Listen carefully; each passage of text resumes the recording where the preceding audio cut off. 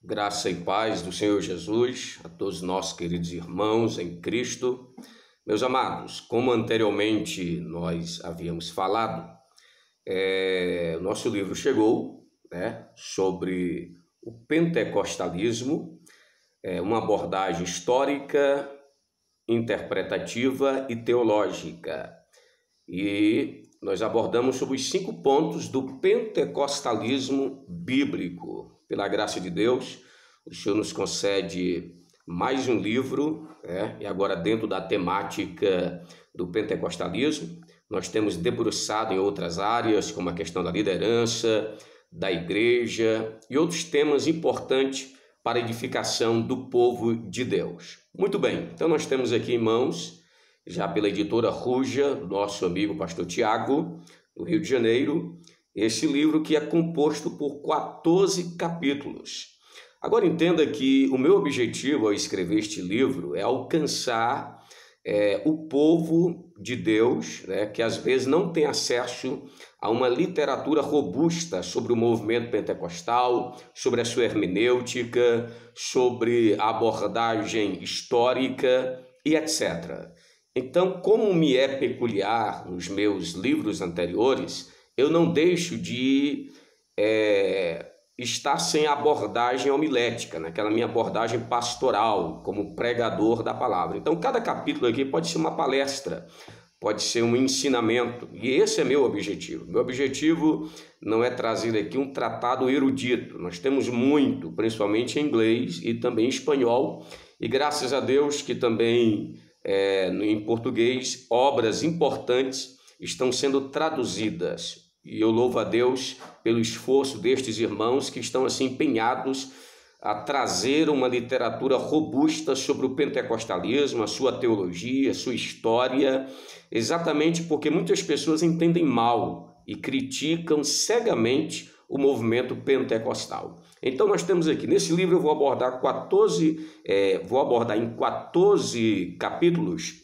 o seguinte tema: o que é um pentecostal? Aqui a gente fala a respeito do pentecostalismo local, global, e do pentecostalismo em sua identidade por meio de sua espiritualidade e por meio dos seus, principalmente por meio dos seus distintivos querigmáticos, ou distintivos da pregação e do ensino que permeou todo o movimento pentecostal. Mormente, o pentecostalismo clássico.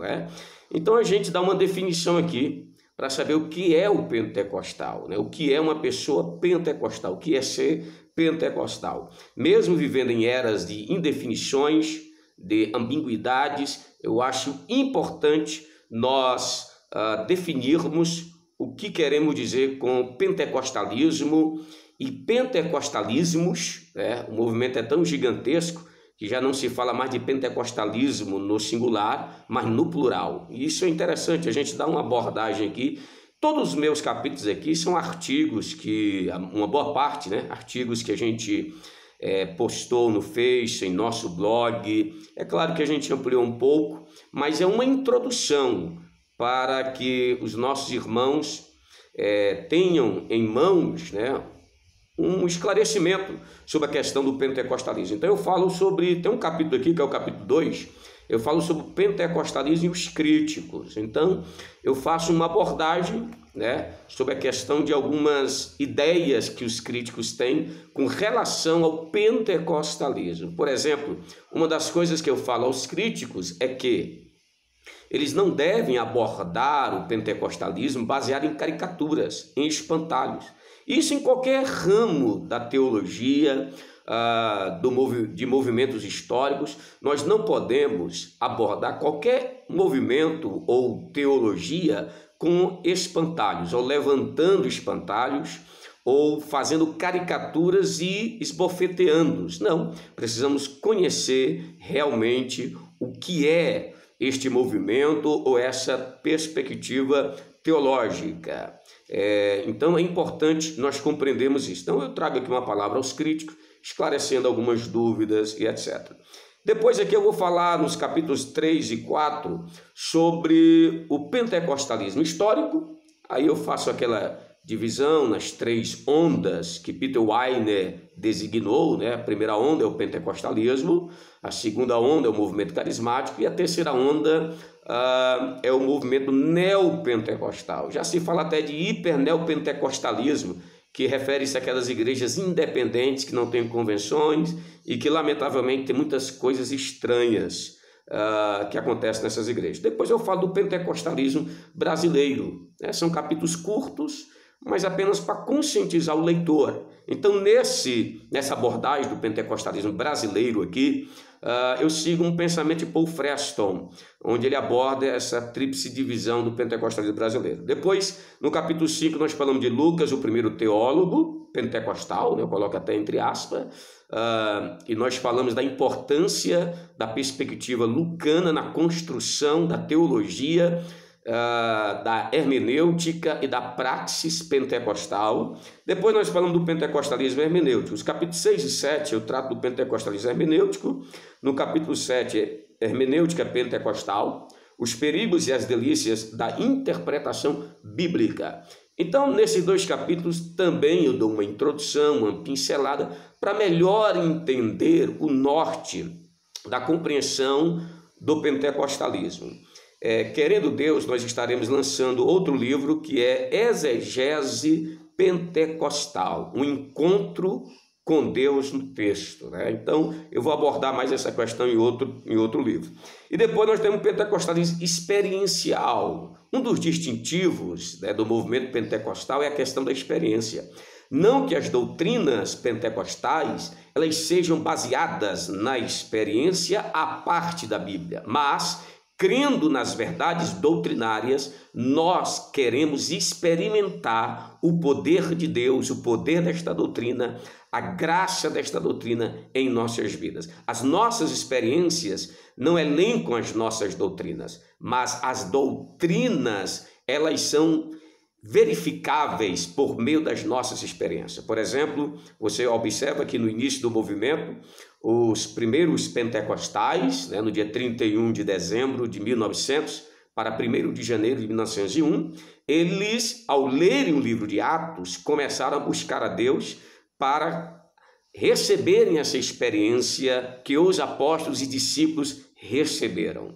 Então, notem que o movimento pentecostal não se originou em experiências místicas, alheias, aleatórias, não. O movimento pentecostal, ele surgiu por meio de um estudo bíblico e orações fervorosas, é claro.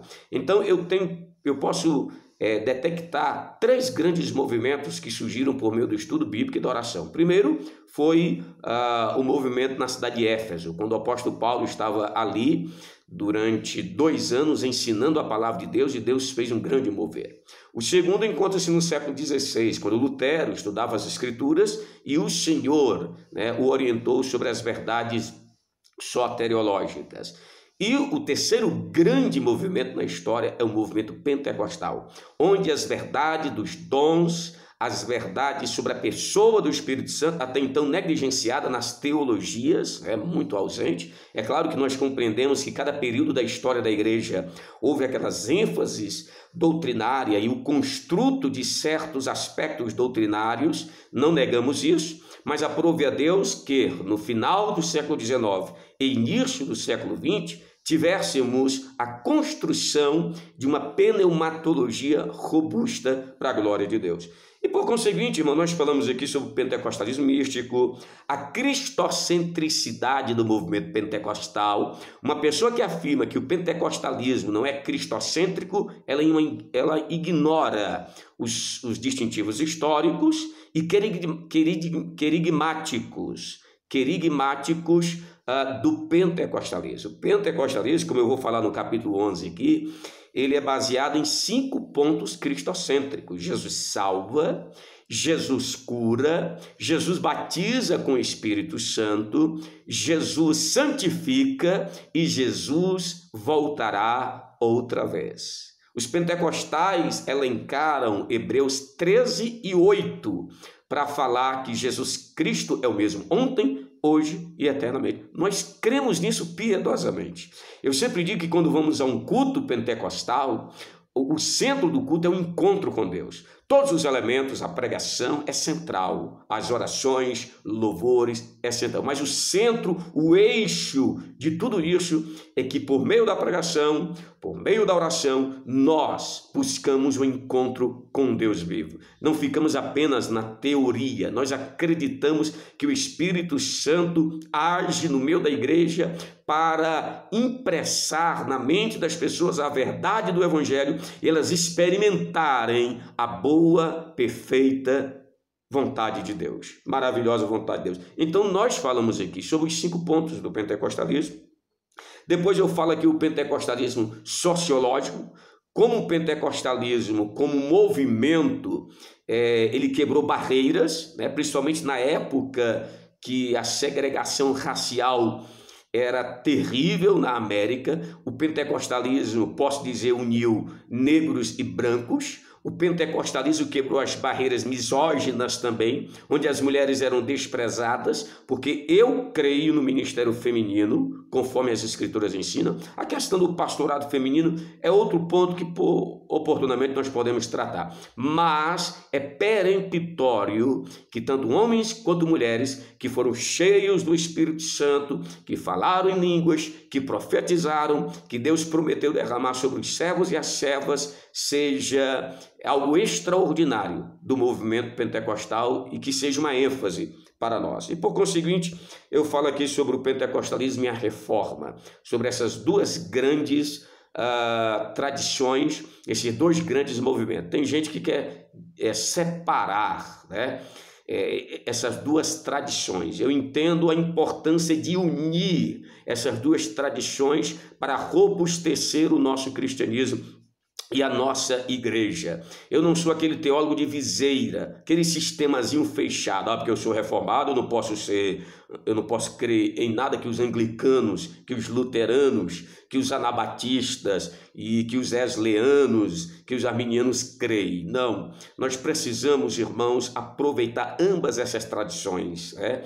A perspicácia, a perspicuidade, a suficiência que é elencada das Escrituras pelos reformadores como fervor, como a busca ansiosa de o derramamento do Espírito Santo do movimento pentecostal. Por isso, no final, eu falo daquilo que eu posso dizer que um pentecostal reformado. Eu acredito nos distintivos do pentecostalismo, como também eu acredito nos distintivos da reforma protestante, que resgatou aspectos da soteriologia que estavam nos escombros do legalismo e das campanhas mirabolantes de Roma para arrecadar fundos para as suas construções mirabolantes. Então, nós precisamos casar estas verdades. Então, este livro é uma introdução ao pentecostalismo. Nós estamos laborando em outros livros. Querendo Deus, eu vou lançar outro livro que trata sobre pregação e pregadores pentecostais. Nós já concluímos e estamos terminando o exegese pentecostal. Eu já estou com outros em mente e cada dia nós vamos ampliar. Então, esse livro aqui eu acredito que vai ajudar o membro comum da igreja a entender melhor a sua herança, as suas crenças, para a glória de Deus. Só informando que cada ponto desses aqui, irmão, pode ser ampliado muito mais. Cada capítulo pode ser um livro, para a glória de Deus, ok? Então está aqui, meus queridos irmãos, o livro chegou.